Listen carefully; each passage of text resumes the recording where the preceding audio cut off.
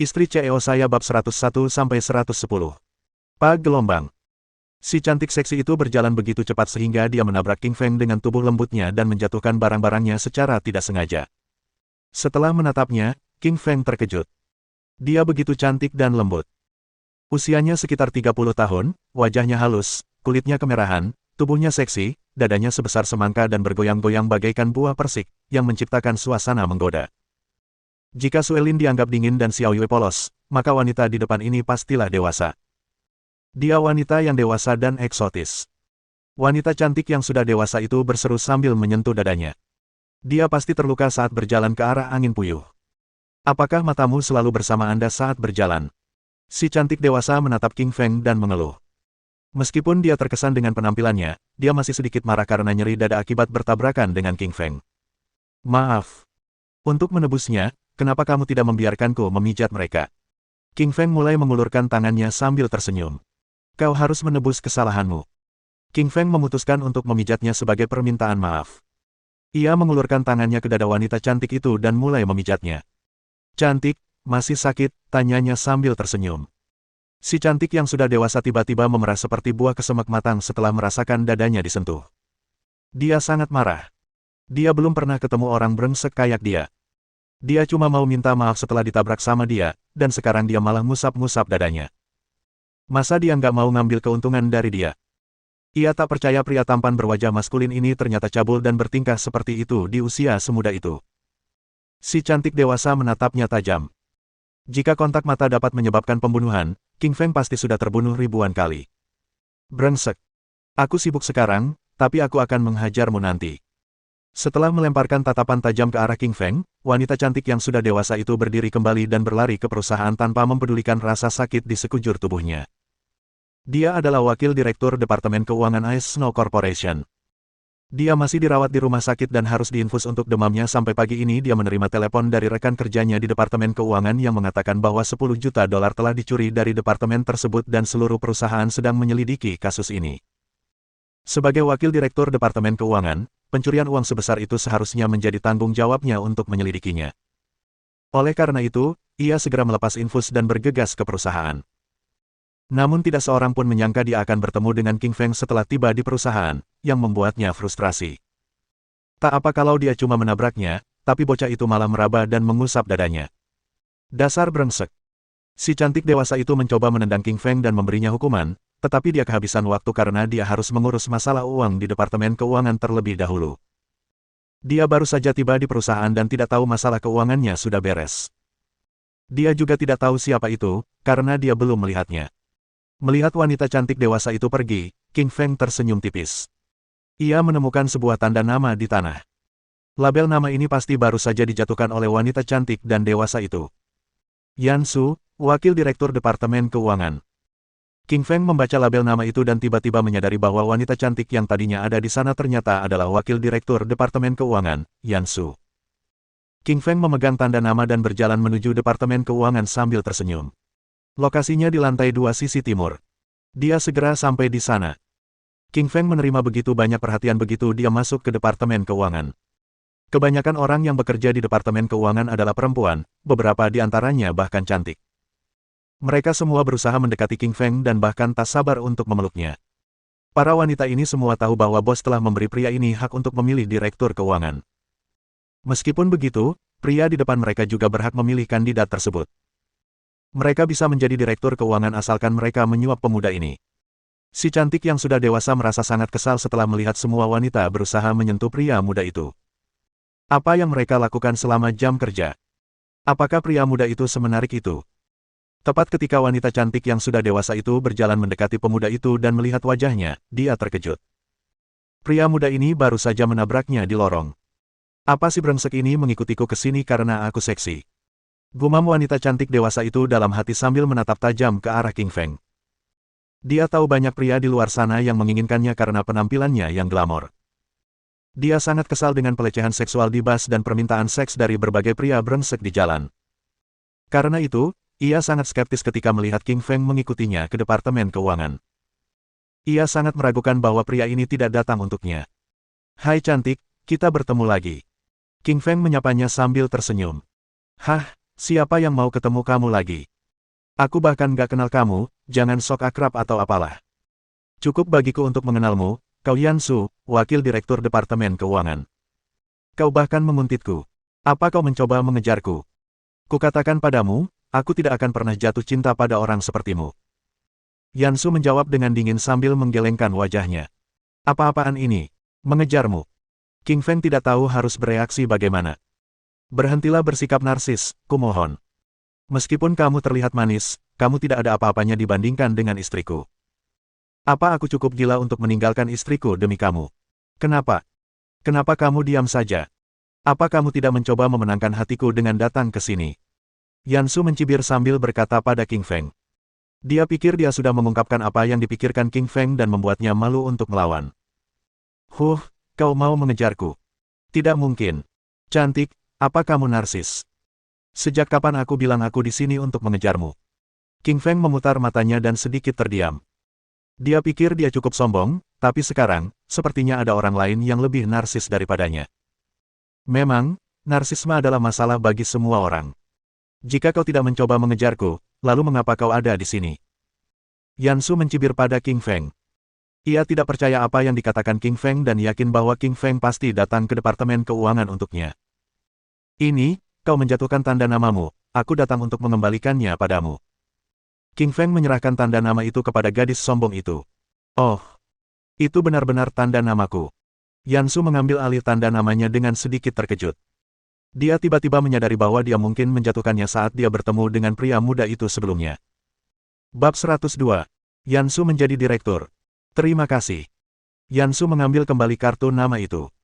Rasa malu dan canggung tampak di wajahnya yang cantik. Dia sekarang mengerti bahwa orang lain itu ada di sini untuk memberikan kartu namanya, dan dia salah mengira bahwa orang itu menyukainya. Memikirkan apa yang baru saja dikatakannya, dia merasa sangat bingung. Mehem, menurutmu siapa yang cocok menjadi kepala departemen di Departemen Keuangan? King Feng Li tersenyum ringan dan bertanya pada Yan Su. Wanita di depannya adalah wakil kepala Departemen Keuangan. Seharusnya dia lebih mengenal cara kerja departemen itu. Dengan bertanya kepadanya, dia bisa mendapatkan gambaran kasar tentang siapa yang seharusnya menjadi wakilnya. Lily hanya mengenal Yan Su di Departemen Keuangan dan tidak mengenal orang lain. Ia memiliki kesan yang cukup baik tentang wanita cantik di depannya ini. Sudah menjadi sifat manusia untuk menghargai keindahan, jadi dimanapun seorang gadis cantik berada, dia akan selalu diterima. Saya tidak bisa memutuskan siapa yang bisa menjadi pimpinan, itu keputusan CEO. Yan Su menggelengkan kepalanya dan tidak benar-benar memberikan pendapat. Lumayan, wanita ini tahu tempatnya dan aturannya. Dia tahu bahwa Suelin adalah CEO di Snow Corporation dan semuanya harus diputuskan oleh Suelin. Hal ini semakin memperkuat kesan yang diberikan Li King Feng padanya. Yan Su juga tidak merekomendasikan dirinya sebagai kepala Departemen Keuangan, yang juga membuat Li King Feng kagum. Jika Yan Su mengajukan diri untuk menjadi kepala Departemen Keuangan maka dia harus mempertimbangkan apakah wanita ini punya ambisi yang buruk, tetapi sekarang dia tidak perlu khawatir tentang itu. Yan Su, polisi sudah menangkap The Hu, tapi Departemen Keuangan tidak boleh tanpa pemimpin. Kamu bisa jadi direktur Departemen Keuangan untuk saat ini. King Feng Li tersenyum ringan dan berkata kepada Yan Su. Apa, biarkan aku menjadi kepala Departemen Keuangan. Rasa terkejut muncul di wajah cantik Yan Su. Apa kau punya wewenang seperti itu? Melihat kecurigaan di mata Yan Su, King Feng Li berkata dengan enteng, CEO memberiku wewenang untuk merekomendasikan kepala Departemen Keuangan yang baru, dan sekarang aku merekomendasikanmu, jadi ambillah posisi itu untuk sementara. Saudari Su, selamat atas terpilihnya Anda sebagai kepala Departemen Keuangan. Ya, Saudari Su, Anda tidak datang bekerja lebih awal jadi Anda tidak akan tahu. Tapi CEO memberitahu semua orang bahwa Li King Feng akan memilih kepala Departemen Keamanan dan Keuangan berikutnya. Saudari Su, karena Anda sudah menjadi kepala Departemen Keuangan, ingatlah untuk mentraktir kami makan malam nanti. Semua orang di sekitarnya tak henti-hentinya memberi ucapan selamat padanya. Dari semua orang di sekitarnya, Yan Su akhirnya mengerti. Kepala Departemen Keuangan mencoba menjebak Li Qingshan pagi ini dan ditangkap polisi. Sebagai kompensasi kepada Li Qingshan, CEO memberinya hak untuk merekomendasikan kepala Departemen Keuangan berikutnya. Karena pria ini telah merekomendasikannya, ia akan menjadi kepala Departemen Keuangan jika tidak terjadi hal yang luar biasa. Selain terkejut, ia juga merasa senang.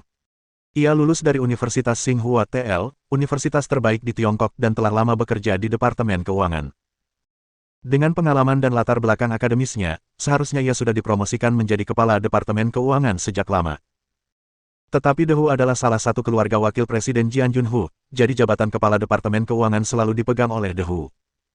Namun, setelah De Hu ditangkap, ia akhirnya menjadi kepala Departemen Keuangan. Ini seperti mengabulkan salah satu keinginannya, jadi Yan Su sangat gembira. Cantik, bekerjalah dengan keras. King Fengli tersenyum ringan dan dia berbalik untuk pergi di bawah tatapan penuh terima kasih Yan Su. Karena dia telah menemukan kandidat untuk posisi kepala keamanan dan kepala Departemen Keuangan, dia berjalan terlatih-tatih ke Departemen Penjualan dan mulai bekerja. Dulu, ketika Lili King Feng datang ke Departemen Penjualan, rekan-rekannya selalu mengabaikannya. Sekarang, ketika ia datang ke Departemen Penjualan, semua orang menunjukkan rasa hormat dan terkadang bahkan berusaha untuk mendekatinya. Kalau dipikir-pikir, Lili dari Li King Feng adalah orang yang bisa mendapatkan pujian dari CEO, jadi wajar saja kalau mereka perlu mencium pantatnya. Mungkin ada kesempatan di masa depan dia bisa memberi mereka kenaikan gaji atau promosi.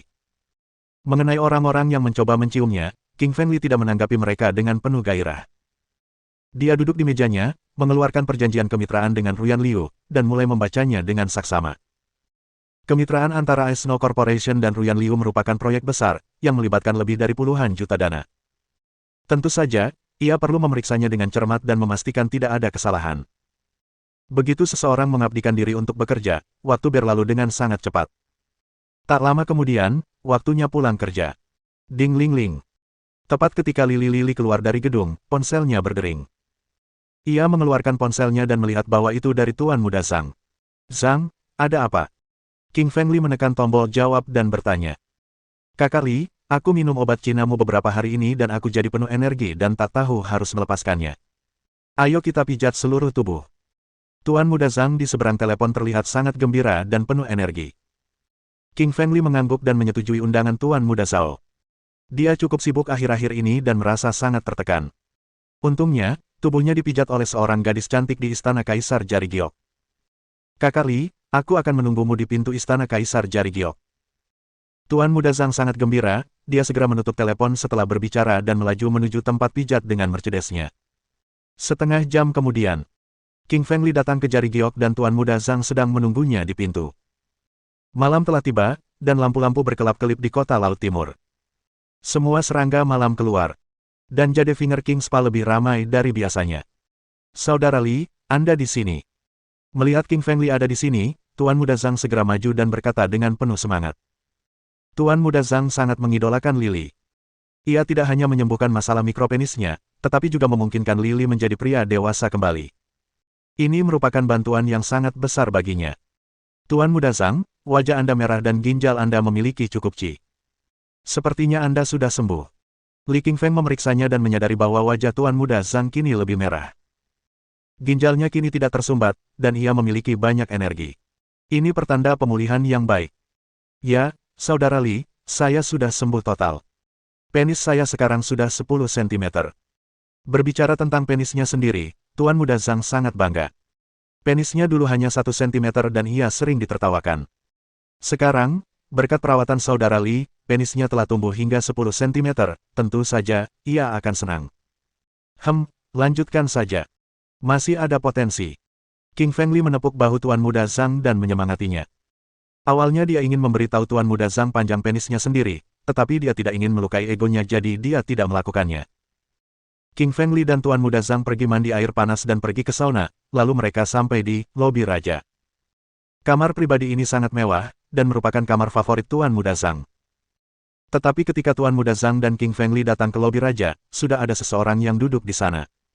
Ini seorang pria muda. Wajahnya tampan, hidungnya mancung, dan dia sangat tampan. Melihat pemuda tampan ini, Tuan Muda Zhang mengerutkan kening dan wajahnya cepat berubah dingin. Pria muda ini tidak lain adalah adik laki-laki Tuan Muda Zhang, Tian Hao Zhang. Kakak, aku sudah memesan kamar pribadi ini, bawa temanmu ke kamar pribadi yang lain. Tian Hao Zhang melirik Tuan Muda Zhang dengan ringan dan berkata. Adapun King Fengli yang berada di sampingnya, dia sama sekali diabaikan. Bab 103. Xiao Manlu dalam bahaya. Adik kecil, temanku datang hari ini. Bisakah kau memberikan King Lobby kepadaku? Tuan Muda Zhang mengerutkan kening dan berkata kepada Tian Hao Zhang. Dalam kebanyakan situasi, dia jarang bertengkar dengan saudaranya. Namun, Hari ini dia mentraktir Lili pijatan besar dan tidak ingin mengecewakannya. Ini adalah pertama kalinya Tuan Muda Zhang bertarung memperebutkan sesuatu dengan adik laki-lakinya dalam 20 tahun, dan itu memperebutkan kamar pribadi. Kakak, aku pakai kamar pribadi ini. Ajak temanmu ke tempat lain saja. Tian Hao Zhang menatap Tuan Muda Zhang dengan dingin. Ia terdengar kesal. Tian Hao Zhang benar-benar memandang rendah kakak laki-lakinya ini.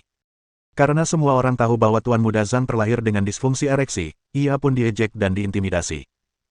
Hal ini membuatnya sangat tidak bahagia. Terlebih lagi, seluruh perusahaan Zhang berada di bawah kendalinya. Ayahnya juga sangat menyayanginya dan tidak terlalu menaruh perhatian pada kakak laki-lakinya ini. Di hati Tian Hao Zhang, kakak laki-lakinya tidak memiliki kelebihan apapun. Ia hanyalah seseorang yang akan menumpang hidup di keluarga sampai ajal menjemputnya. Setelah mendengar apa yang dikatakan Tian Hao Zhang, wajah Tuan Muda Zhang berubah dan ekspresinya agak jelek. Dia tidak menyangka kalau adik laki-lakinya sendiri tidak akan memberinya muka dan akan langsung menyuruh kakak Li dan dia pergi. Kalau adiknya sendiri yang pergi, ya sudahlah, tapi dia juga ingin kakak Feng pergi. Hal ini membuat Tuan Muda Zhang merasa tidak nyaman. Di hati Tuan Muda Zhang, kakak Li adalah orang yang paling ia hormati. Saat itu, ia sangat tidak puas dengan adiknya, tetapi ia tidak bisa berbuat apa-apa karena adiknya sangat disayangi ayahnya dan mengendalikan seluruh perusahaan Zhang. Ambil contoh spa kaisar jari giok ini, bos sebenarnya adalah Tian Hao Zhang. Sedangkan Tuan Muda Zhang, meskipun bisa menghabiskan waktu di sini, ia tidak punya hak pengelolaan. Tuan Muda Zhang, tidak apa-apa. Kita bisa pindah kamar. Melihat situasi sulit yang dialami Tuan Muda Zhang, King Feng Li membuka mulutnya dan berbicara. Itu hanya kamar pribadi, dia tidak ingin kedua saudaranya bertengkar gara-gara ini. Baginya, kamar pribadi yang besar memang bagus, tapi begitu juga kamar pribadi yang lebih kecil. Dia tidak terlalu peduli. Kakak Li, maaf. Tuan Muda Zhang tampak meminta maaf, dia jelas merasa tidak nyaman karena tidak membawa King Feng Li ke lobi raja. Kalau saja dia bisa mengendalikan perusahaan Zhang, dia pasti sudah menyuruh saudaranya pergi sejak lama, tapi sayang dia belum melakukannya. Tuan Muda Zhang, ayo pergi. Ini hanya kamar pribadi, bukan masalah besar. Li Lifeng bukanlah orang yang suka mencari muka. Lagi pula, ini adalah urusan perusahaan Zhang dan dia hanyalah seorang tamu, dia tidak ingin menyulitkan Tuan Muda Zhang. King Feng Li dan Tuan Muda Zhang meninggalkan King Lobby bersama-sama dan pergi ke Plum Blossom Lobby. Lobby Plum Blossom lebih kecil daripada Lobby King, dan dekorasinya pun tidak semewah itu. Keduanya jelas berada di level yang berbeda. Di dalam ruang pribadi, King Feng Li dan Tuan Muda Zhang duduk berhadapan. Di hadapan Tuan Muda Zhang terdapat lebih dari selusin botol bir, dan dia pun menghabiskan semuanya, tetapi dia terus meminumnya. Tuan Muda Zhang, kurangi minum alkohol. Itu tidak baik untuk tubuhmu. Melihat Tuan Muda Zhang tidak mau berhenti minum, King Feng Li mencoba membujuknya. Dia tahu bahwa Tuan Muda Zhang sedang sedih, amat sedih, dan dia menggunakan alkohol untuk menghiburnya. Kakak Li, kau juga lihat, aku tidak punya status apapun di keluarga Zhang. Seluruh bisnis keluarga dikendalikan oleh adikku. Aku tidak punya hak apapun, aku bahkan tidak bisa memutuskan kamar pribadi. Berbicara tentang pengalamannya di keluarga Zhang, Tuan Muda Zhang merasa tidak enak. Karena ia memiliki mikropenis dan terlahir dengan disfungsi ereksi, ia sangat dipandang rendah di keluarganya. Ayahnya tidak menyukainya, saudara laki-lakinya memandang rendah dirinya, dan Lili lah orang pertama yang benar-benar menjadi temannya. Awalnya, ia ingin mentraktir Lili pijat besar-besaran, dan itu hal yang baik. Namun, ia diusir dari King Lobby oleh adiknya, yang membuatnya sangat malu. Oleh karena itu, ia hanya bisa minum terus-menerus untuk meredakan rasa sakit di hatinya. Tuan Muda Zhang, Anda sudah sembuh sekarang. Anda tidak sekorup tuan muda lainnya, Anda akan sukses di masa depan. King Feng Li tersenyum ringan dan mencoba menghiburnya. 4 tuan muda lainnya dari kota Laut Timur, Chen, Wang, dan Li, semuanya teliti dan hanya peduli dengan penampilan mereka. Hanya Tuan Muda Zhang yang memiliki karakter baik. Dan karena itulah, King Feng Li akan mengobati penyakitnya dan bahkan memperlakukannya sebagai seorang teman. Kakak Li, minumlah bersamaku. Tuan Muda Zhang mengangkat cangkirnya dan berkata dengan sedih. Baiklah, aku akan minum bersamamu. King Feng Li mengangguk dan mengambil cangkir anggurnya lalu minum bersama Tuan Muda Zhang. Saat ini, di King Lobby. Saudari Qin, saya dengar gadis tanda pagar 30 adalah seorang mahasiswa, benarkah? Tian Hao Zhang tersenyum ringan dan berkata kepada wanita cantik di sampingnya. Wanita itu sangat cantik, dan wajahnya glamor. Namanya Yu Qintang dan dia adalah manajer di sini. Ya, Tuan Muda kedua, nama tanda pagar 30 adalah Xiao Manlu. Dia seorang mahasiswa dan sangat cantik. Yu Qintang tersenyum manis dan berkata, "Baiklah, kalau begitu biarkan Xiao Manlu datang ke sini untuk memijatku." Tian Hao Zhang menghisap cerutunya, mengembuskan asapnya, dan berkata, "Tuan muda kedua, tuan muda pertama berkata bahwa Xiao Manlu hanya bisa melayani Li Qingfeng, tidak ada yang lain." Yu Qintang mengerutkan kening dan berkata, dia ingat dengan sangat jelas. Tuan tua pernah berkata sebelumnya bahwa Xiao Manlu hanya bisa melayani Li Qingfeng dan tidak ada yang lain. "Kak Qin, akulah pemilik sebenarnya di sini, kata-kata kakakku yang bodoh itu tidak penting. Kau harus segera memanggil Xiao Manlu untuk memijatku, kalau tidak, kau tidak perlu bekerja di sini lagi." Tian Hao Zhang menatap Yu Qintang dengan dingin, wajahnya sangat kesal. Melihat betapa tidak senangnya Tian Hao Zhang, Yu Qintang terkejut. Ia hanya ingat apa yang dikatakan oleh tetua, tetapi lupa bahwa pemilik sebenarnya dari pusat spa Jade Finger Emperor Spa adalah tuan muda kedua, bukan tetua. Dia depresi karena terlalu banyak bicara tadi. Kalau tahu dari dulu, dia pasti langsung panggil Xiao Manlu. Kenapa dia malah menyebut-nyebut nama tuan besar? Pasti dia bosan. "Tuan muda kedua, saya akan memanggil Xiao Manlu untuk datang ke sini dan memijat Anda segera." Yu Qintang tersenyum dan berjalan keluar untuk memanggil Xiao Manlu. Tidak lama kemudian Xiao Manlu mengikuti Yu Qintang ke kamar pribadi. Gadis yang cantik. Mata Tian Hao Zhang berbinar, rasa panas muncul di matanya. Dia adalah tuan muda kedua dari keluarga Zhang. Dia telah mempermainkan banyak wanita, tetapi wanita di hadapannya begitu cantik hingga darahnya mendidih. Gadis itu sangat cantik, kulitnya yang putih, matanya yang berbinar, dan hidungnya yang mancung membuat fitur wajahnya tampak sangat elegan. Wajahnya sempurna, ia murni bak bidadari, membuat orang-orang ingin menciumnya. Dia mengenakan rok pendek berwarna merah muda yang membungkus dada dan pinggangnya dengan sempurna, hal itu membuat orang ingin melakukan kejahatan. "Siapa namamu?" Tian Hao Zhang tersenyum dan bertanya dengan bersemangat. "Nama saya Xiao Manlu." Bibir merah Xiao Manlu sedikit melengkung ke atas, dia melangkah mundur, dan sekilas kepanikan muncul di matanya. Lelaki di hadapannya itu bagaikan serigala lapar, hal itu membuat Xiao Manlu ketakutan. Awalnya dia mengira dia datang untuk melayani King Feng Li, tetapi dia tidak menyangka akan bertemu orang asing, dan ini membuatnya takut. Dia merasakan adanya bahaya dari pemuda di depannya. Bab 104. Xiao Manlu dipukuli. "Jadi kamu Xiao Man. Ayo pijat aku." Melihat ekspresi panik di wajah Xiao Man, Tian Hao Zhang tersenyum semakin lebar. Dia telah memerankan banyak wanita, jadi wajar saja jika dia tahu bahwa gadis cantik di hadapannya ini sangat polos. Dan dia juga masih perawan. Hal ini membuatnya sangat bergairah. "Aku harus mendapatkan gadis cantik ini," teriaknya dalam hati.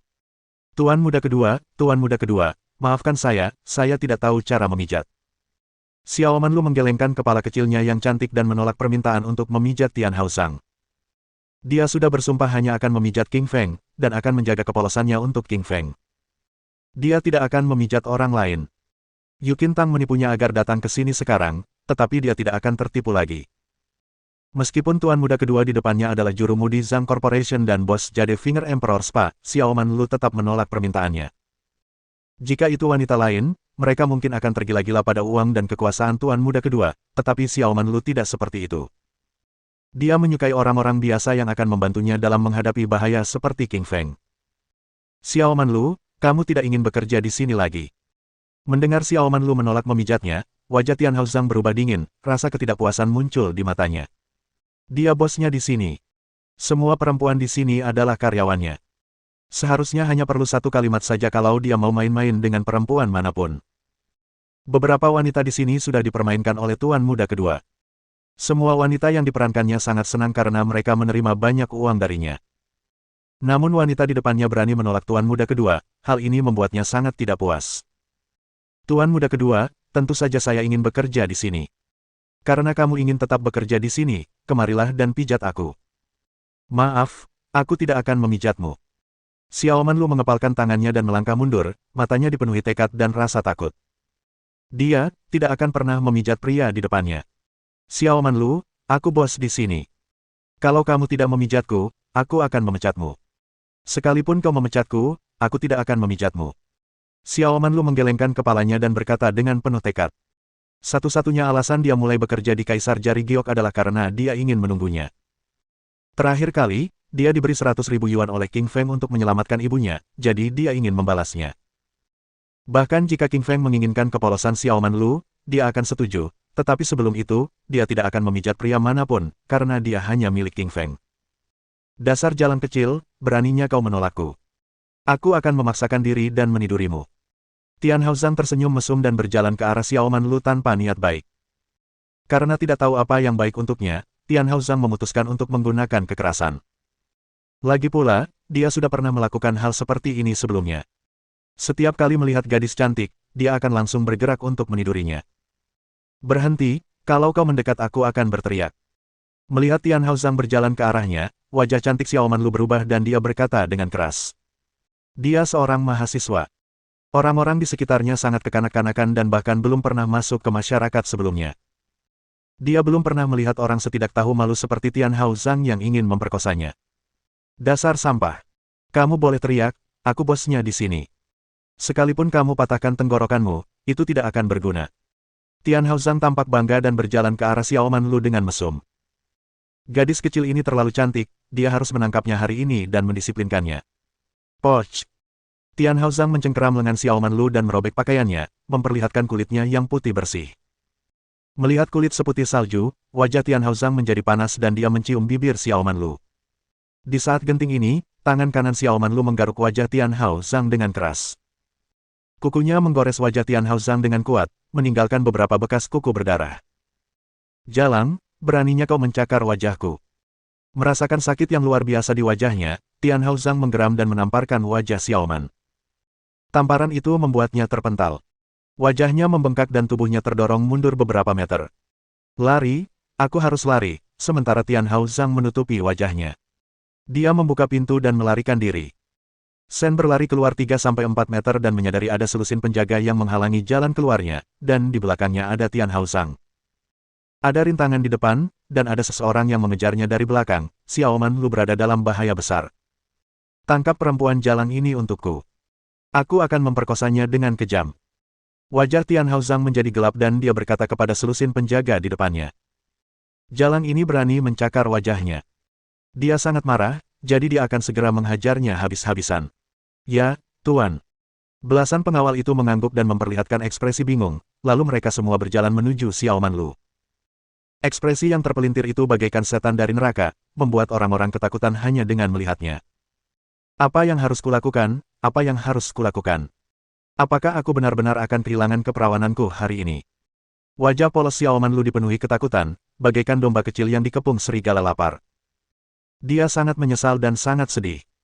Jika dia tahu ini akan terjadi, dia pasti sudah berhenti datang ke Jade Finger Emperor Spa untuk bekerja setelah mendapatkan 100.000 dolarnya.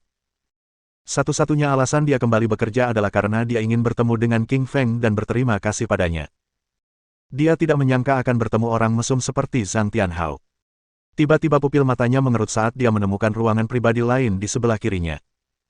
Ini mungkin kesempatan terakhirku. Buka pintu kamar pribadi ini, mungkin orang-orang di dalamnya bisa menyelamatkannya. Tubuh Xiaoman Lu melesat maju dan mengerahkan seluruh tenaganya untuk membuka pintu kamar pribadi di sebelah kiri. Karena dia menggunakan terlalu banyak tenaga, saat pintu terbuka, tubuhnya terus melesat ke depan dan jatuh ke pelukan seorang pria. Wajah cantik Xiaoman Lu memerah, ia tak menyangka akan menggunakan terlalu banyak kekuatan dan jatuh ke pelukan pria lain. Ini sungguh memalukan. Tapi dia agak familiar dengan aroma pria ini. Sepertinya dia pernah menciumnya di suatu tempat sebelumnya. Xiaoman Lu mendongak dengan mata menawannya dan berhenti sejenak. Pria di hadapannya adalah pria yang ia pikirkan sepanjang hari dan sepanjang malam. Kakak Li, itu kamu. Xiaoman Lu berkata dengan heran, matanya dipenuhi kegembiraan. Keinginan terbesarnya bekerja di sini adalah bertemu Li, dan sekarang akhirnya ia bertemu dengannya. Tentu saja, ia akan bahagia. Itu kamu. King Feng terkejut. Ia juga tidak menyangka orang yang bergegas ke pelukannya adalah Lu Xiaoman. Tentu saja, dia kenal Xiaoman Lu. Dia gadis yang baik, dan dia hanya datang untuk memijat ibunya yang sakit. Awalnya dia mengira Xiaoman Lu akan membawa uang 100.000 yuan itu dan pergi dan tidak akan kembali lagi ke sini, tetapi dia tidak menyangka mereka akan bertemu lagi di sini. King Feng tidak tahu bahwa satu-satunya alasan Xiaoman Lu datang ke sini untuk bekerja adalah untuk menemuinya lagi. Namun, ia melihat wajah Lu Xiaoman merah dan bengkak. Pakaian di lengannya robek, dan ia tampak mengerikan. Rasa marah muncul di hatinya. Xiaoman Lu benar-benar dipukuli. Bab 105. Marah karena kecantikan. Xiaoman, apa yang terjadi pada wajahmu? Siapa yang memukulmu? King Feng sedikit mengernyit dan bertanya dengan khawatir. Dia bisa melihat dengan jelas bekas telapak tangan di wajah Xiaoman Lu, yang jelas-jelas telah dipukul. King Feng sangat menyayangi Xiaoman Lu. Dia gadis yang baik. Awalnya, wajahnya polos dan cantik, tetapi sekarang bengkak, merusak kecantikannya. Bagaimana mungkin seseorang memukul gadis secantik itu? Hatinya sakit hanya karena melihat bekasnya. Orang yang memukul Xiaoman Lu memang pantas mati. Sebaiknya kau jangan biarkan aku mencari tahu siapa dirimu, atau aku tidak akan membiarkanmu pergi begitu saja. Pikir King Feng tanpa ampun. Hicks asterisk. Kakak Li, tuan muda kedua memintaku untuk memijatnya. Dia memukulku setelah aku menolak. Dia bahkan ingin memperkosaku. Xiaoman Lu berlari ke pelukan King Feng dan menangis tersedu-sedu. Dia hampir diperkosa oleh Tian Hao Zhang barusan. Dia sangat ketakutan dan akhirnya menangis ketika melihat Li.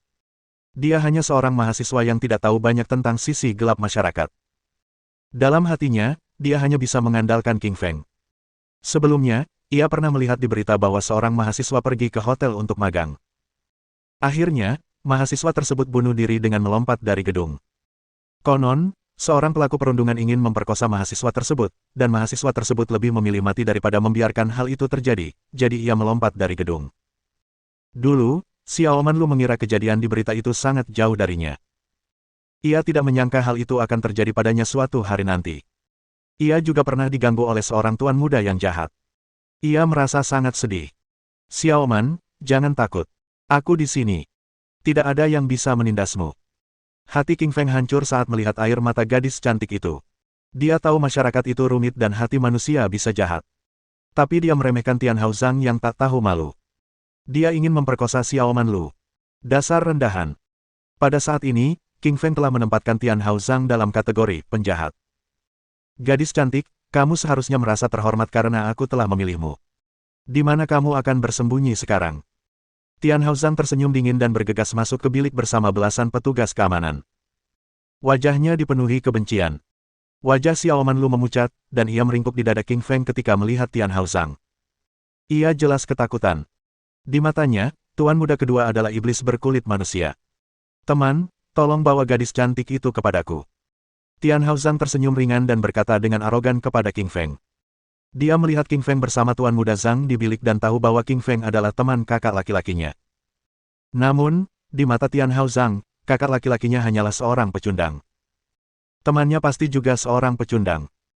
Mengapa dia perlu memperlakukan pecundang dengan hormat? Kenapa aku harus membawanya kepadamu? Apa kau terbelakang?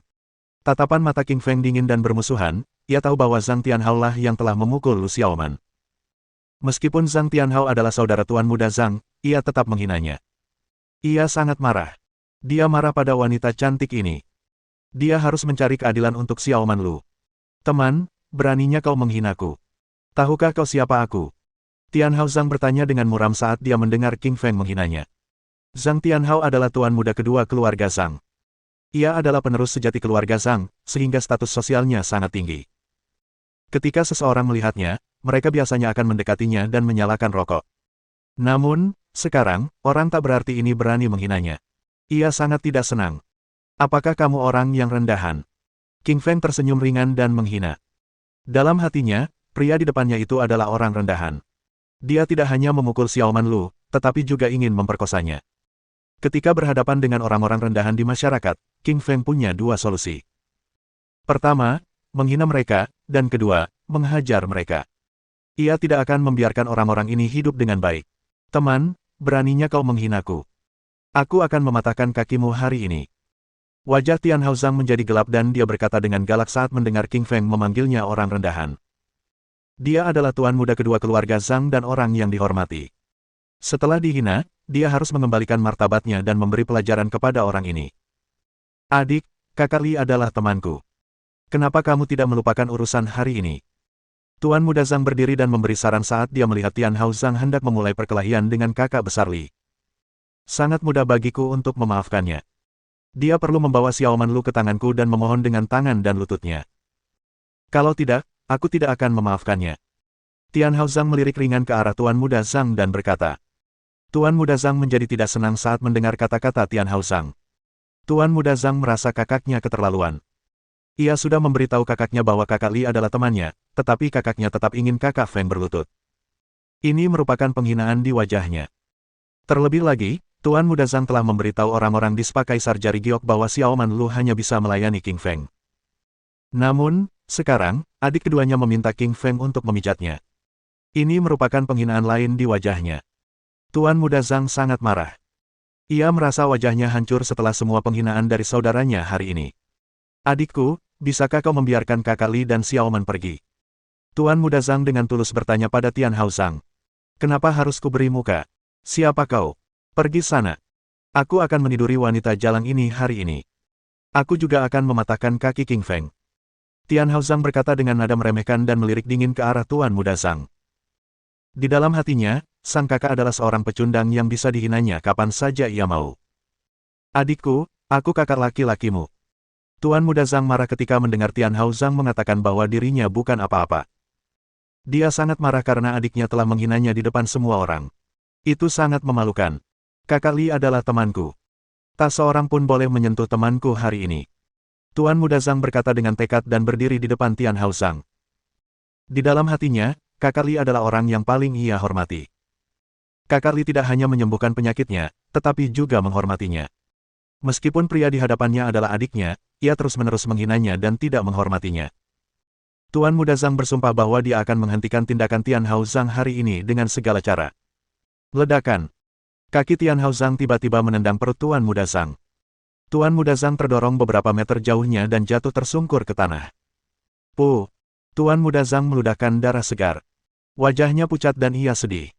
Ia tak percaya adiknya telah memukulnya. Adik, kau memukulku. Wajah Tuan Muda Zhang pucat pasi dan matanya dipenuhi ketidakpercayaan.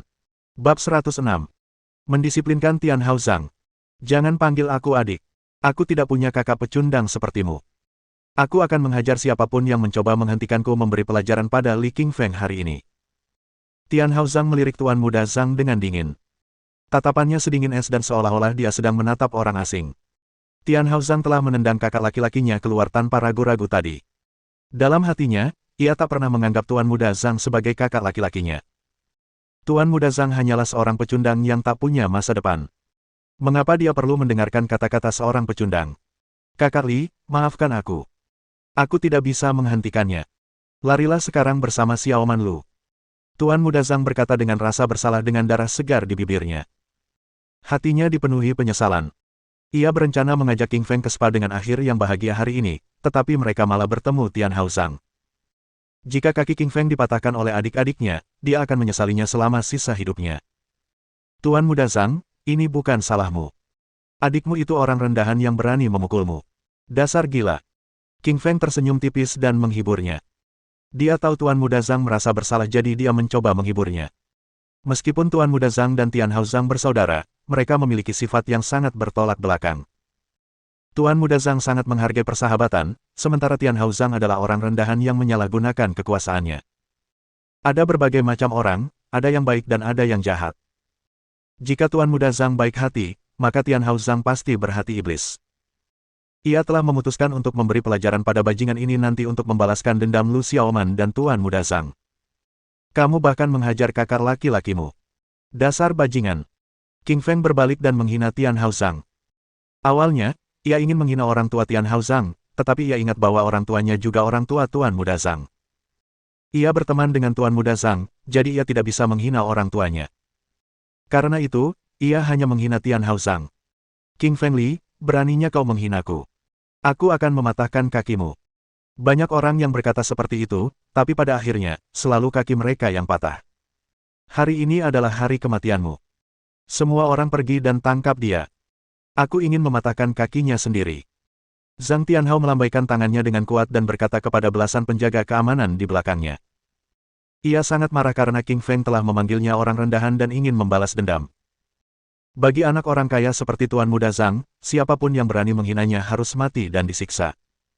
Ya, Tuan Muda kedua. Para petugas keamanan yang berdiri di depan berjalan menuju King Feng dengan tongkat di tangan mereka. Di mata mereka, mereka tinggi dan perkasa. Mereka bisa dengan mudah menghabisi pemuda di depan mereka. Jika mereka tampil baik dan membuat Tuan Muda kedua bahagia, masa depan mereka akan cerah. Kedua penjaga keamanan itu mengayunkan tongkat mereka dan mengarahkannya ke kepala King Feng. Peng peng. Tiba-tiba, kaki kiri King Feng menendang perut kedua penjaga keamanan itu. Mereka terpental ke udara dan jatuh terbanting ke tanah dengan suara gedebuk. Wajah mereka memucat dan mereka tak mampu berdiri tegak. Tongkat yang ada di tangan petugas keamanan pun ikut terjatuh. Semua orang tercengang ketika melihat King Feng mengirim dua petugas keamanan itu terbang hanya dengan satu tendangan. Para penjaga keamanan Kaisar Jari Giok semuanya sangat berpengalaman dalam pertempuran, tetapi mereka langsung kalah darinya. Semua orang pergi dan tangkap dia. Tian Haozang melambaikan tangannya dengan kuat dan memerintahkan belasan petugas keamanan di belakangnya. Belasan penjaga keamanan tersenyum garang dan mengepung King Feng dengan tongkat di tangan mereka. Mereka marah karena King Feng telah menendang dua petugas keamanan dan mempermalukan mereka di depan tuan muda kedua. Mereka menatap King Feng dengan niat membunuh di mata mereka.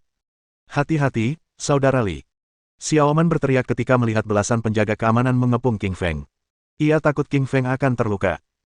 Sayangnya, dia adalah wanita tak berdaya yang tidak dapat membantu King Feng dan hanya bisa berdiri tak berdaya.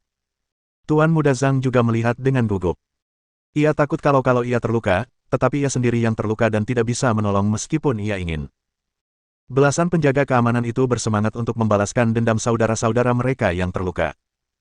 Mereka serentak mengangkat tongkat di tangan mereka dan mengayunkannya ke arah King Feng. King Feng bergerak cepat bagai kilat dan menghindari serangan para penjaga keamanan. Dari arah manapun mereka mendekatinya, mereka tidak bisa mendaratkan tongkat mereka padanya. Papa. King Feng menjatuhkan satu orang dengan setiap pukulan dan tendangan. Dalam sekejap, semua penjaga keamanan buas yang mengepung King Feng terjatuh ke tanah. Begitu kuat. 12 penjaga keamanan menatap King Feng dengan ketakutan di mata mereka, seolah-olah mereka telah melihat monster. Kakak Li sangat kuat. Zhang Tianhao juga tercengang. Ia tidak menyangka bahwa King Feng begitu kuat. Matanya berbinar kagum. Wanita pada dasarnya menyukai pria yang kuat. Tentu saja, selain Xiao Man Lu yang tercengang, Tuan Muda Zhang juga tercengang. Keterkejutannya kemudian berubah menjadi kebahagiaan. Kakak Li memang sangat kuat. Meskipun orang-orang keluarga Zhang terkena serangan, Tuan Muda Zhang merasa senang. Tian Haozang mengerutkan kening ketika melihat belasan penjaga keamanan telah dilumpuhkan oleh King Feng. Ekspresi serius terpancar di wajahnya. Kekuatan yang dimiliki King Feng jauh lebih besar dari yang ia duga. Tetapi Tian Haozang tidak khawatir, dia berada di level 4 Taekwondo dan sangat kuat. Teman, kamu punya beberapa keterampilan. Coba aku lihat apa yang kamu punya. Tian Haozang melepas atasannya, memperlihatkan otot-ototnya yang kencang, dan berjalan menuju King Feng. Ia memutuskan untuk menghadapi pemuda ini secara pribadi. Ha! Zhang Tianhao berteriak dan memukul dengan keras menggunakan tangan kanannya. Ada peng. Di tengah tatapan kaget semua orang, King Feng mencengkeram tinju Tian Haozang dengan satu tangan. Sekeras apapun Tian Haozang berusaha bergerak, ia tetap tak mampu menggerakkan tinjunya. Tiba-tiba, King Feng menendang lutut Tian Haozang dengan kaki kanannya. Lutut Tian Haozang patah. Ia menjerit dan berlutut di depan King Feng. Sebelumnya, Tian Haozang meminta King Feng untuk berlutut dan meminta maaf. Tentu saja, King Feng membalas budi dan meminta Tian Haozang berlutut. Semua orang tercengang ketika melihat bahwa King Feng telah mengalahkan Tian Haozang hanya dengan satu gerakan.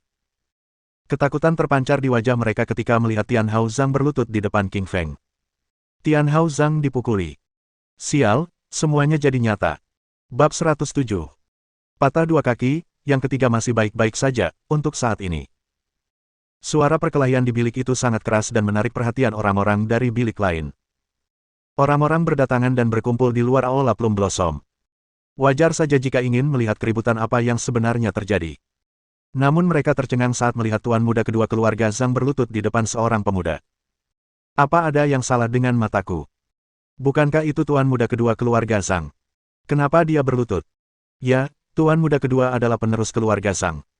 Beraninya pemuda itu membuatnya berlutut. Apa dia mau mati?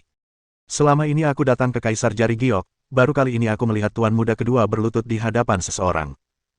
Orang-orang di sekitarnya berdiskusi dengan bersemangat dan menatap Tian Haozang dengan heran.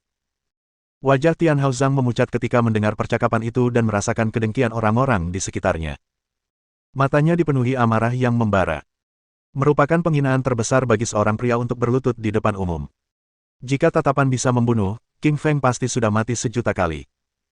Sayang sekali tatapan tidak bisa membunuh, jadi Zhang Tianhao hanya bisa berlutut. Dia tidak mau dan marah. Dia ingin berdiri, tetapi lututnya patah dan tubuhnya ditahan oleh King Feng. Dia tidak bisa berdiri. Biarkan aku naik. Tian Haozang berkata dengan marah, dengan ekspresi yang berubah-ubah. Tian Haozang adalah tuan muda kedua dari keluarga Zhang dan penerus-penerus kepala keluarga Zhang. Namun kini, calon penerus keluarga Zhang telah berlutut di depan seorang pemuda. Jika kabar ini tersebar, reputasi Tian Haozang akan terpukul keras. Bahkan, peluang Tian Haozang untuk mewarisi posisi kepala keluarga pun bisa terancam. Li Qingfeng memang pantas mati. Wajah Zhang Tianhao pucat pasi, dan ia ingin mencabik-cabik Li Qingfeng hingga berkeping-keping. Sayangnya, lawannya terlalu kuat dan ia bahkan tidak bisa berdiri. Dia tidak berhenti dan berpikir. Jika dia tidak memprovokasi King Feng, mengapa dia terluka? Mengapa aku harus membiarkanmu? Aku tuan muda kedua dari keluarga Zhang. Jika kau tidak melepaskanku, tidak akan ada tempat untukmu di seluruh kota Laut Timur. Tian Haozang, kamu mengancamku. Mendengar ancaman Tian Haozang, senyum dingin muncul di mata King Feng. Dia benci diancam, terutama diancam oleh orang rendahan. Lepaskan aku segera atau aku akan membunuhmu. Wajah Tian Haozang pucat pasi dan matanya dipenuhi niat membunuh. Anak-anak orang kaya ini paling peduli dengan menjaga penampilan. Dia merasa sangat malu hari ini. Akan sulit bagi orang lain untuk menghormati dan mengikutinya tanpa penampilannya yang bermartabat. Ia akan menjadi bahan tertawaan semua orang. Tamparan. Menghadapi ancaman Tian Haozang, King Feng menamparkan wajahnya lagi. Sebuah sidik jari langsung muncul di wajahnya. Ini untuk Xiao Manlu. King Feng menyentuh telapak tangannya dan berkata pelan, Kakak Li memukuli Tian Haozang untukku. Xiao Manlu gemetar dan sangat tersentuh. Ini pertama kalinya dalam hidupnya seorang pria melindunginya seperti ini. Pada saat ini, perasaan Lu Xiaoman terhadap King Feng berubah. Ada sesuatu yang lain selain rasa terima kasih. Kamu berani memukul wajahku. Wajah Tian Haozang bengkak dan bengkok. Dia membenci King Feng sepenuh hatinya. Bajingan ini tidak hanya membuatnya berlutut, tetapi juga menamparnya. Dia tahu dia telah kehilangan muka di depan banyak orang. Dia sangat malu ketika wajahnya ditampar. Ya, aku memukulmu. Kau menggunakan identitasmu sebagai tuan muda kedua keluarga Zhang untuk menindas orang lain. Kau tidak hanya memukul Xiao Manlu, tetapi juga ingin memperkosanya. Kau bahkan menendang kakak laki-lakimu. Orang rendahan sepertimu yang tidak bermoral pantas dipukul. King Feng mengerutkan kening dan menghina wajah Tian Haozang. Ia sengaja berbicara dengan suara keras agar orang-orang di sekitarnya bisa mendengar kata-katanya. Setiap orang yang datang ke Spa Kaisar Jari Giok adalah orang-orang berpengaruh dan penting. Mereka semua berprestasi tinggi di berbagai bidangnya. Ada yang menjadi CEO perusahaan, ada pula yang menjadi bos properti dan bankir. Mereka semua adalah orang-orang yang memiliki koneksi baik yang dapat dengan mudah menemukan identitasnya. King Feng tahu bahwa setelah dia memukuli Tian Haozang, identitasnya sebagai karyawan perusahaan es salju akan segera terungkap.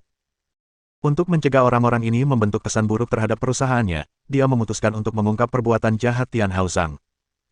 Jadi, bahkan jika ia memukul Tian Haozang, ia tetap menegakkan keadilan. Ia tidak akan disalahkan atas tindakannya, bahkan mungkin dipuji. Dia tidak hanya ingin membalaskan dendam Xiao Manlu dan Tuan Muda Zhang, tetapi juga perlu mempertimbangkan reputasi perusahaan Suelin. Ekspresi orang-orang di sekitar berubah ketika mendengar kata-kata King Feng. Awalnya, mereka merasa kasihan pada Zhang Tianhao dan membencinya. Namun, setelah mengetahui keseluruhan cerita, mereka merasa bahwa tindakannya sangat hebat. Satu-satunya cara menghadapi sampah seperti Tian Haozang adalah dengan memukulinya. Pada saat itu, King Feng menjadi perwujudan keadilan dan Tian Haozang menjadi penjahat. Itu adalah strategi yang umum digunakan oleh King Feng untuk mengubah keadaan agar menguntungkannya. Ia telah mengambil posisi moral yang tinggi. Ia tak hanya memiliki kemampuan tempur yang hebat, tetapi juga kecerdasan yang luar biasa. Inilah alasan mengapa ia bisa menjadi raja dan penguasa dunia bawah nomor 1. King Feng Li, kau bajingan. Aku akan membunuhmu. Wajah Tian Haozang memucat ketika melihat tatapan jijik orang-orang di sekitarnya. Ia tahu reputasinya di kota Laut Timur sudah hancur. Bagi seseorang dari kalangan atas, uang bukanlah hal terpenting. Reputasi dan martabat seseorang lebih penting. Tanpa reputasi yang baik, semua orang akan memandang rendah dan menolak bekerja sama dengan Anda. Kau masih berani mengancamku. King Feng tersenyum dingin dan kilatan dingin melintas di matanya. Ia merasa telah menamparkan Tian Haozang terlalu ringan. Orang ini masih belum memahami posisinya. Ia berlutut di depannya, tetapi masih berpura-pura berkuasa. Gelombang tampar gelombang. King Feng mengangkat tangannya dan melancarkan puluhan pukulan ke wajah Tian Hao Zhang. Wajah Tian Hao Zhang memerah dan bengkak. Ia linglung dengan darah di mulutnya. Bahkan ada beberapa gigi yang copot dari mulutnya. Ia tampak menyedihkan. Tian Hao Zhang merasa bahwa dia akan mati karena tamparan King Feng. Apakah kamu sudah belajar dari kesalahanmu? King Feng tersenyum dingin dan bertanya pada Tian Hao Zhang. Saat itu, Tian Hao Zhang linglung dan bingung. Ia tidak bisa menjawab pertanyaan King Feng. Sepertinya kamu masih belum belajar dari kesalahanmu. Kalau begitu, aku akan mematahkan kakimu. King Feng tersenyum dingin dan menendang keras ke arah kaki Tian Hao Zhang. Kaca. Dia menjadi takut, ngeri. Bab 108. Berlututlah dan ditaklukkan. Izinkan aku bertanya kepadamu, apakah kamu menaati aku atau tidak? Lili tersenyum dingin dan bertanya pada Zhang Tianhao. Selama Zhang Tianhao berani menolak, dia akan terus menghajar orang ini. Ya, benar. Melihat tatapan dingin Li Qingfeng, wajah Tianhao Zhang memucat dan memohon. Saat itu, Tianhao Zhang dipenuhi rasa takut. Orang bijak tidak akan melawan ketika peluang tidak berpihak padanya. Ia tahu bahwa ia akan hancur jika menolak. Tianhao Zhang, karena kamu sedang mendengarkan, berlututlah dan nyanyikan penaklukan. TL, lagu yang dinyanyikan orang setelah mereka ditaklukkan oleh seseorang. King Feng Li tersenyum dingin dan berkata kepada Tianhao Zhang. Wajah Tianhao Zhang tampak mengerikan. Berlutut dan bernyanyi untuk Li Qingfeng di depan orang lain, ia tidak akan pernah bisa main-main lagi di kota Donghai dan akan menjadi bahan tertawaan. Tidak apa-apa kalau kamu tidak bernyanyi. Nanti kamu mati. King Feng Li tersenyum dingin, seolah-olah dia adalah seekor harimau ganas yang memancarkan niat membunuh yang dingin. Aku akan bernyanyi. Aku akan bernyanyi. Merasakan niat membunuh dari Li Qingfeng, Zhang Tianhao pun menyerah. Demi bertahan hidup, ia terpaksa berlutut dan bernyanyi. Jadi aku ditaklukkan olehmu, memotong semua jalan mundur. Hatiku kuat, keputusanku bodoh. Tianhao Zhang berlutut di tanah, meneriakkan, taklukkan, tetapi hatinya berdarah. Lagu ini menceritakan kisah penaklukan, yang cocok untuk adegan ini. Melihat tuan muda kedua di perusahaan Zhang berlutut dan menyanyikan penaklukan, orang-orang di sekitar tampak bingung, senyum tersirat di mata mereka. Mereka ingin tertawa tetapi tidak berani. Sulit untuk menahannya. Kalian juga, nyanyikan Conquest. King Feng Li meletakkan tangannya di belakang punggungnya dan berkata kepada belasan penjaga keamanan. Iblis. Ini adalah iblis yang tidak dapat tersinggung. Untuk bertahan hidup, selusin penjaga keamanan juga berlutut di tanah dan mulai menyanyikan Conquest bersama Tianhao Zhang. Sebuah pemandangan unik muncul di ruangan itu. Belasan orang berlutut di depan Lili, berpegangan tangan dan menyanyikan penaklukan. Puci. Xiao Manlu menutup mulutnya dan tertawa. Kakak Li ini benar-benar hebat, meminta kelompok ini berlutut dan menyanyikan Conquest, seolah-olah mereka telah ditaklukkan oleh Li Qingfeng. Xiao Man, Tuan Muda Zhang, ayo pergi. Li Qingfeng tersenyum tipis, lalu memanggil Xiao Manlu dan Tuan Muda Zhang. Ketiganya meninggalkan spa kaisar jari giok. Melihat punggung King Feng Li memudar, orang-orang di sekitar menunjukkan ketakutan di wajah mereka, menyadari bahwa King Feng Li adalah karakter berbahaya nomor satu yang tidak dapat disinggung apapun yang terjadi di masa mendatang. Berlutut dan menyanyikan Conquest, sungguh sangat memalukan. Pukul 8 malam, lampu neon menyala-nyala di luar. Kota Laut Timur tampak sangat menawan di malam hari. Terima kasih, Kakak Li. Wajah Xiao Manlu semerah apel dan dia berkata dengan penuh kasih sayang. Jika bukan karena Li Qingfeng hari ini, dia pasti sudah dilecehkan. Li Qingfeng tidak hanya menyelamatkannya, tetapi juga membalaskan dendamnya. Dia sangat tersentuh. Jika dia tidak konservatif, dia pasti sudah tidur dengannya. Xiao Man, jangan kerja di sana lagi. Tempat seperti itu agak berbahaya. King Feng Li melirik Xiao Manlu dan berkata, Mehem, aku akan mendengarkanmu. Xiao Manlu setuju. Bulu matanya yang tipis bergerak sedikit ke atas dan ke bawah. Alasan dia masih di sana adalah untuk bertemu Kakak Li. Sekarang dia telah bertemu dengannya dan keinginannya tercapai, tentu saja dia tidak akan datang ke sini lagi. Terlebih lagi, Li Qingfeng telah memukul Zhang Tianhao, dan dia tidak bisa tinggal di sana lagi. Kakak Li, kakakku bahkan bisa membalas dendam untuk hal-hal kecil. Kamu sudah memukulnya hari ini, jadi aku khawatir dia akan membalas dendam padamu di masa depan. Hati-hati. Wajah Tuan Muda menunjukkan sedikit kekhawatiran dan dengan hati-hati memperingatkannya. Dia tahu betul sifat adiknya lebih dari siapapun. Adiknya itu arogan dan suka menindas sejak kecil. Saat dewasa, dia bahkan menindas pria dan wanita. Singkatnya, dia itu brengsek. Sebagai kakak Tian Hao Zhang, Tuan Muda Zhang telah membujuknya beberapa kali, tetapi dia tidak mendengarkan dan malah menghina Tuan Muda Zhang. Dia mengatakan Tuan Muda Zhang adalah orang yang hina. Tuan Muda Zhang, aku mematahkan kaki saudaramu. Jangan membenciku. King Feng Li sedikit mengerutkan kening dan berkata kepada Tuan Muda Zhang. Lagi pula, Tian Hao Zhang adalah adik Tuan Muda Zhang. Dialah yang menghajar Tian Hao Zhang hari ini. Kakak Li, kau benar menghajarnya. Orang-orang seperti ini seharusnya sudah dihajar sejak lama. Aku akan berterima kasih padamu karena telah membalaskan dendamku. Memikirkan Tian Hao Zhang, Tuan Muda Zhang dipenuhi amarah. Adik nakal ini tidak hanya memanggilnya orang tak berguna, tetapi juga memukulinya hari ini. Karena Tian Hao Zhang tidak menganggapnya sebagai kakak, Tuan Muda Zhang tentu saja tidak perlu menganggapnya sebagai kakak. Baiklah, kita berhenti membicarakan Tian Hao Zhang. Aku akan mengantarmu kembali. Lili tidak ingin membicarakan Tian Hao Zhang. Karena membicarakan orang ini membuat semua orang di sini tidak senang. Hari sudah mulai malam. Dia memutuskan untuk mengirim mereka berdua pulang. Kakak Li, antar Xiaoman kembali ke sekolah. Aku bisa pulang sendiri. Tuan Muda Zhang melirik Xiaoman Lu dan berkata sambil tersenyum sedikit jahat.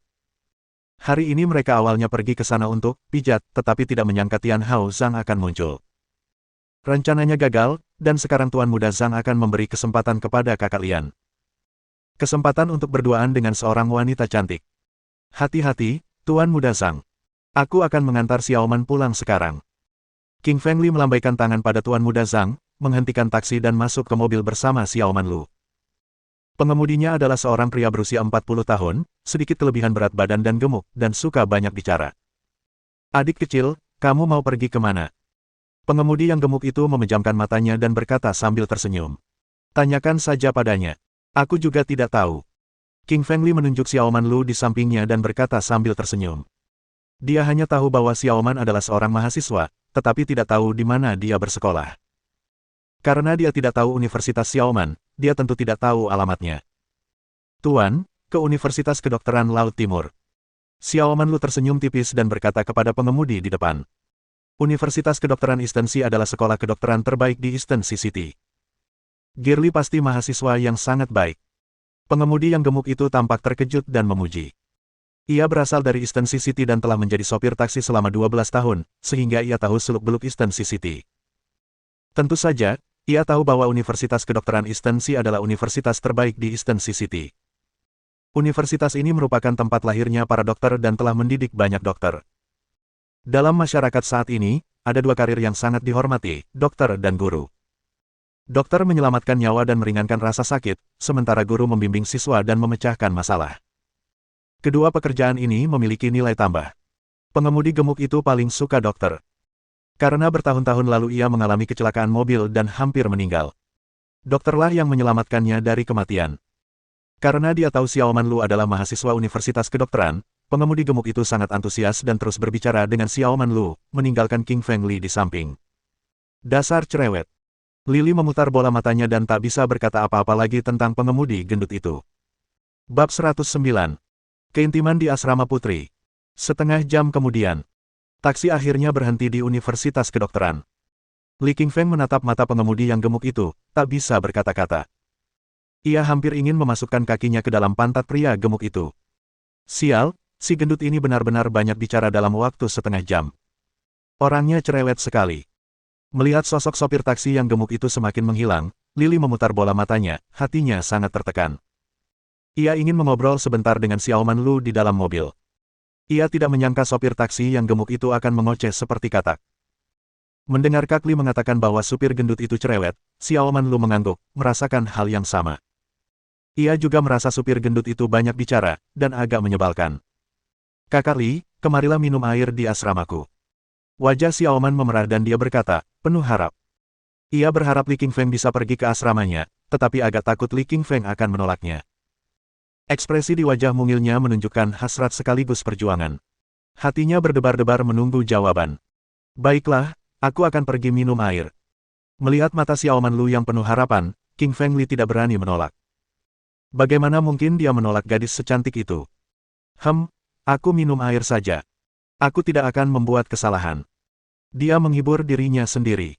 Namun, seorang gadis yang mengundang seorang pria ke asramanya membuat orang-orang bertanya-tanya. Apa yang diinginkan wanita ini, dan apa niatnya? Apakah dia ingin tidur dengan pria ini di asrama? Universitas yang indah. Melihat kampus di depannya, King Feng Li berseru. Universitas Kedokteran Laut Timur adalah sekolah kedokteran paling terkenal di kota Laut Timur, mencakup ratusan ribu meter persegi, dengan gedung pendidikan, asrama, gedung medis, dan laboratorium.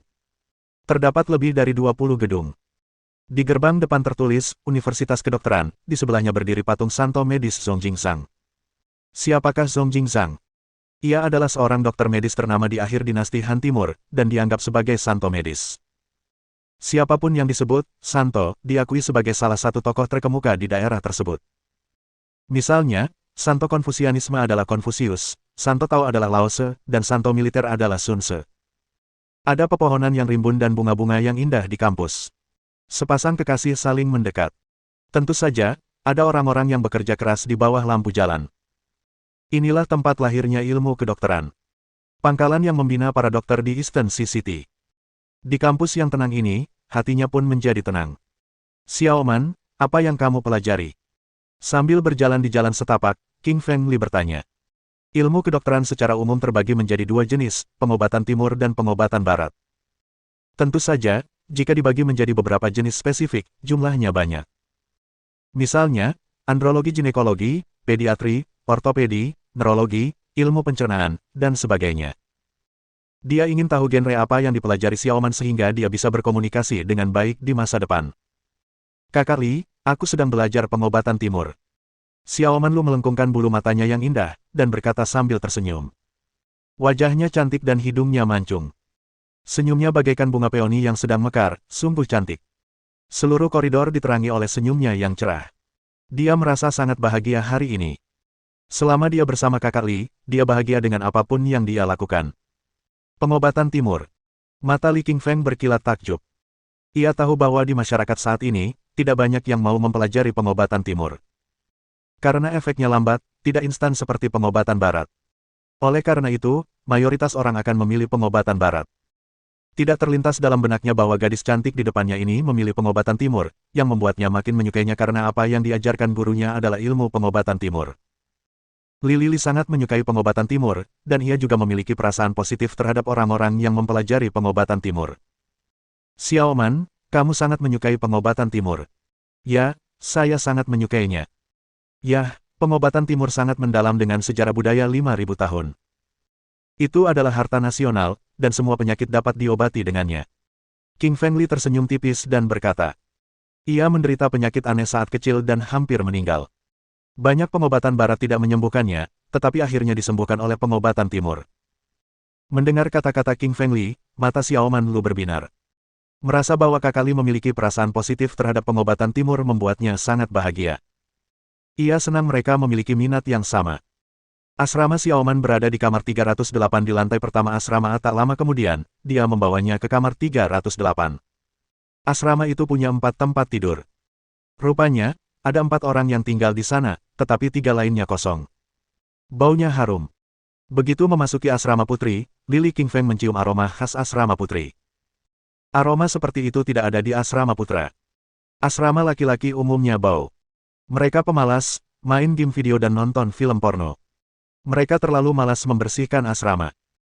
King Feng Li melirik ke sekeliling ruangan dan menemukan perlengkapan kewanitaan, seperti sabun pembersih kewanitaan, pembalut, parfum, brarenda, dan celana dalam merah muda, dan sebagainya.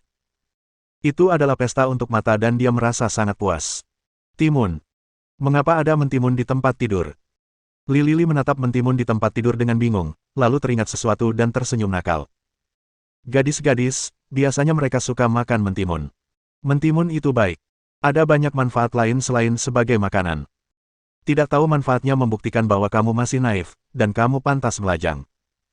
Kakak Li, kamu mau minum apa? Air putih atau soda? Xiaoman tersenyum menawan dan bertanya pada King Feng Li. Dia jelas tidak menyadari tatapan mata Li, atau bahwa dia sedang melihat mentimun. Jika dia memperhatikannya, dia pasti akan merasa sangat malu sekarang. Air saja tidak masalah. Li meminta segelas air karena ia tidak suka minuman bersoda. Meskipun rasanya enak, minuman itu tidak baik untuk kesehatan. Air adalah sumber nutrisi terbaik dan pelengkap unsur-unsur mikro dalam tubuh manusia.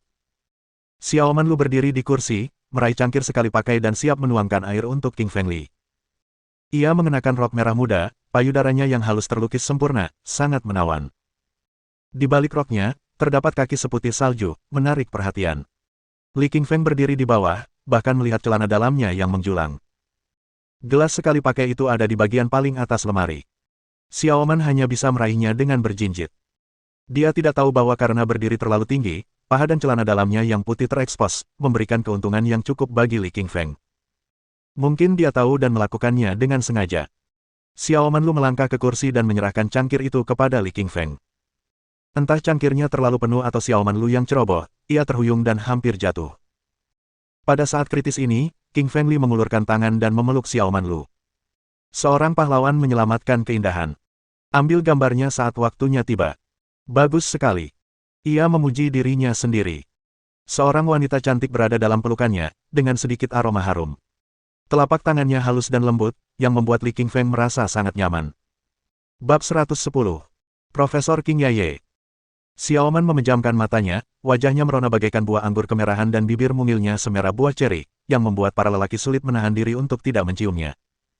Ya ampun, bukankah dia sedang mencoba membangkitkan gairahku? Kau tak bisa menyalahkanku, itu salahmu karena terlalu menggoda. Ya, terlalu cantik itu dosa. King Feng menjadi terlalu gembira dan mulai merasakan reaksi pada tubuhnya. Bagaimana mungkin tidak terjadi apa-apa jika seorang pria dan seorang wanita tinggal dalam ruangan yang sama? Di bawah, King Feng menggendong Xiao Man ke tempat tidurnya, dan aroma-aroma menyenangkan pun tercium. Tempat tidur perempuan memang wangi sekali. King Feng menghirup aroma tempat tidur dalam-dalam dan mulai kehilangan akal. Dia membaringkannya di tempat tidur sambil perlahan melepaskan bajunya karena gembira.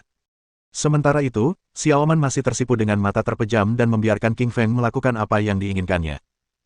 Saat King Feng menyentuh dada Xiao Man dan hendak melangkah, seseorang tiba-tiba mengetuk pintu. Xiao Man terkejut dan hampir melompat. Ia langsung duduk tegak dengan mata terbelalak. Sekarang, dia dan King Feng ada di asrama putri. Mereka bisa kena masalah kalau sampai ketahuan. Meskipun ada 4 gadis yang tinggal di asrama, 3 lainnya adalah burung hantu malam dan biasanya baru pulang tengah malam. Beberapa bahkan terkadang bermalam di luar. Itulah sebabnya Xiao Man berani membawa King Feng ke kamarnya. Namun, tiba-tiba ada seseorang yang mengetuk pintu di luar, bagaimana mungkin dia tidak takut? King Feng, sembunyilah di suatu tempat sekarang. Kalau tidak, kita berdua akan mendapat masalah. Xiao Man berkata pada King Feng dengan panik. Saat King Feng menyadari keadaan menjadi serius dan mencoba mencari tempat untuk bersembunyi, pintu tiba-tiba terbuka karena tidak ada respons dari dalam. Xiao Man menarik selimut menutupi tubuh King Feng dan dia pun bersembunyi di dalamnya, hanya membiarkan kepalanya keluar. Xiao Man, kenapa kamu tidak membukakan pintu? Aku terus mengetuk. Berbicara dengan suara yang jelas, seorang wanita mengenakan gaun bedah putih masuk. Wanita ini sangat cantik. Kulitnya seputih salju, dan matanya berkilau bagai bintang di langit. Wajahnya sesempurna batu giok yang dipahat. Ia mengenakan gaun bedah berwarna putih yang memperlihatkan lekuk tubuhnya yang sempurna, dada, bokong dan kakinya tak dapat disembunyikan di balik lapisan pakaian. Dia adalah King Yaye, seorang profesor di Universitas Kedokteran Laut Timur sekaligus Profesor Xiao Man. King Ya sangat populer di kampus, dan dia juga dosen tercantik di universitas.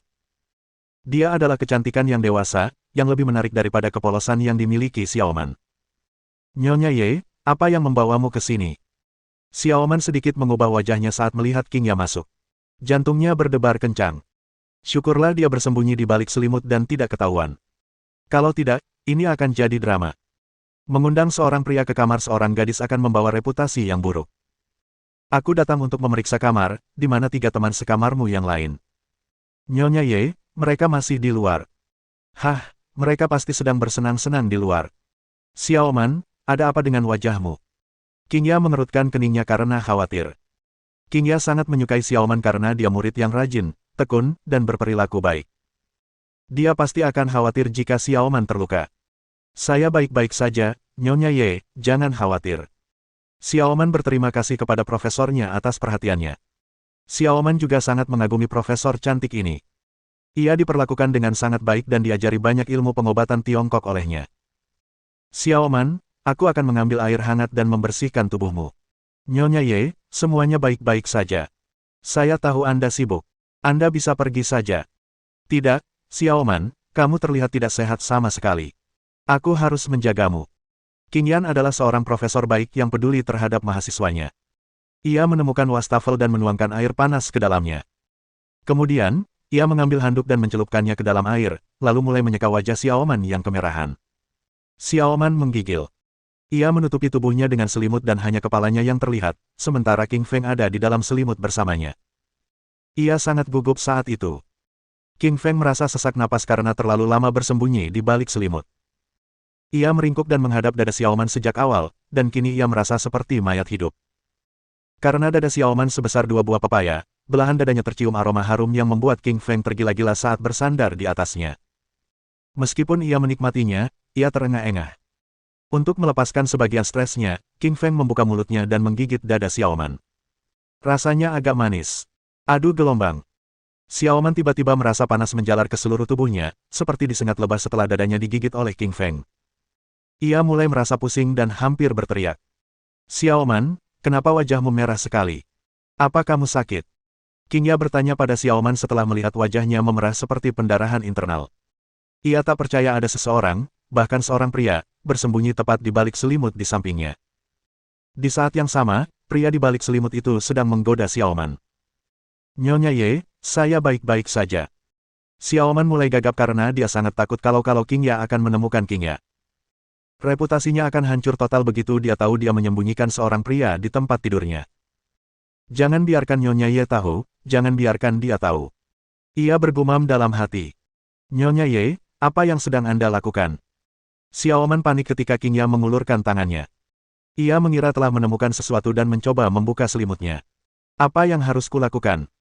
Kalau Nyonya Ye sampai membuka selimutnya, haruskah aku menjatuhkannya agar dia bisa pergi? Xiaoman tiba-tiba punya ide, tapi langsung diurungkannya. Bagaimana mungkin dia bisa membuat Nyonya Ye pingsan, padahal dia sudah begitu baik padanya? Kau tidak bisa melakukan itu. Xiaoman mulai gila dan kehilangan akal sehatnya saat itu. Xiaoman, kenapa panik? Aku cuma mau lihat apa kamu demam. Kalau iya, kamu harus minum obat.